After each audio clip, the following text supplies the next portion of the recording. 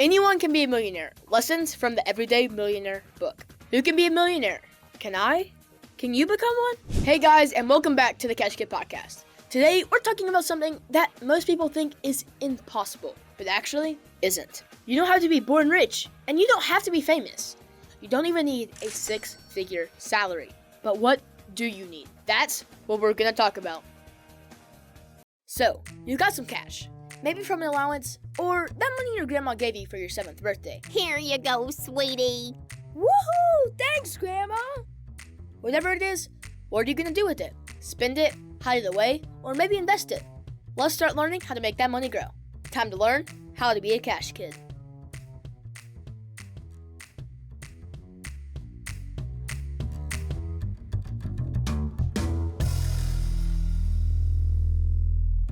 My mom and I recently both read Everyday Millionaire by Chris Hogan, and we're going to break down exactly what a millionaire is. The best part?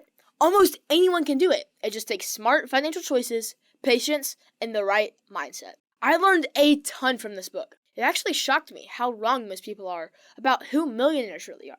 And trust me, after reading this book, I realized that anyone can do this. No lottery tickets, no trust funds, just smart habits, the right mindset, and patience. Remember, the Cash Kid Podcast is here to teach my generation how to earn, save, and invest money earlier in life. We're gonna bust some millionaire myths today. Let's get started. What is a millionaire? Alright, so let's start with the basics. Before we dive into how to become a millionaire, we should probably define what a millionaire actually is. Most people think that a millionaire is someone with just $1 million in cash, just sitting around in the bank account. That's what I used to believe when I was 7, but that's not what it actually means. A millionaire is someone whose net worth is at least $1 million. And net worth is just a fancy way of saying everything you own minus everything you owe. So, let's break it down real quick. Say you have a house worth $300,000, but you still owe $200,000 on it. So, you also own a car that's worth $75,000, and you've paid off $55,000 of it. That means that the total value of your assets is $375,000, the house plus the car value. But when you subtract what you still owe, which is $220,000, so that means your net worth is $155,000. And to be a millionaire, that number just has to be in the millions. Segment 2. Who actually becomes a millionaire? Okay, now that we know what a millionaire is, let's think about who actually becomes one. So in the book Everyday Millionaire, Chris Hogan interviewed over 10,000 millionaires for this book.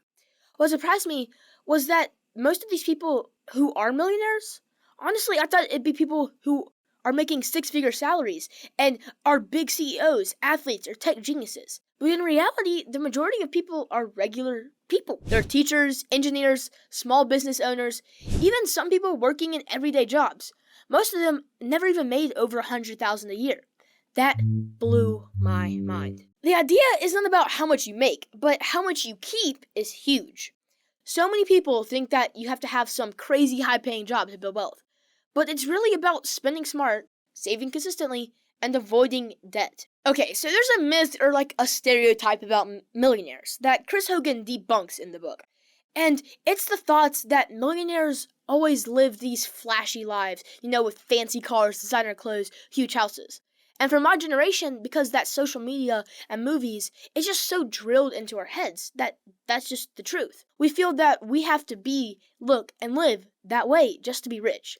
But according to the book, most millionaires actually live pretty normal lives. They drive used cars, live in modest homes, and they don't waste money on things that they don't need. Chris Hogan calls it the millionaire mindset.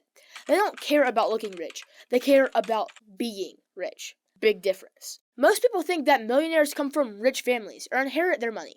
But that's so wrong. Did you know that 79% of millionaires received no inheritance at all? And the other 21%, only 16% of those, got more than 100,000. This just shows how so many people can become a millionaire, and it doesn't have to be inherited. And get this, 8 out of 10 millionaires came from families that were middle-class income levels. So basically, most millionaires didn't start rich. They built their wealth from scratch. That's a huge myth buster. In Chris Hogan's book, he highlights a lot of stats. One of them is that 1 out of 3 millionaires never had a six-figure income. And only 7% of them made over 200 grand per year. That means that you don't need a fancy job to get there. So what does that tell us? It's not about how much you make, it's about how you manage what you make. I think we're all guilty of thinking, well, those who work lower salary jobs will just never be able to get ahead or to be able to reach millionaire status. But he gives so many examples of teachers, farmers, and construction workers all reaching millionaire status. Segment 3, the millionaire mindset. Okay, let's talk mindset. One thing that stuck with me from this book is that millionaires believe they're in control of their own destiny. They don't sit around waiting for someone to make them rich. They take control. They make smart decisions and stick with them for years. That's a big deal. If you'll tell yourself, I'll never be rich, guess what? You probably won't be. But if you believe that you can and you put in the work, you've got a real shot. Millionaires also don't blame others for their money problems. They don't rely on luck or wait around for someone else to fix things. They take responsibility and work towards their goals. Segment 4, smart money habits of millionaires. Alright, let's get to the good stuff. If someone listening wants to be a millionaire someday, what are the habits they should start practicing right now? What do you feel you learned from the book Everyday Millionaire that could affect the habits of your generation? Here are the big ones. Live below your means.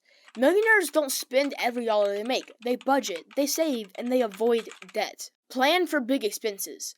95% of millionaires plan and save for major purchases, while most people just put things off on credit cards. They be sure to set that money aside in case something bad happens. Invest early and often. Investing is the ultimate wealth building tool because your money works for you. And I love to talk about investing.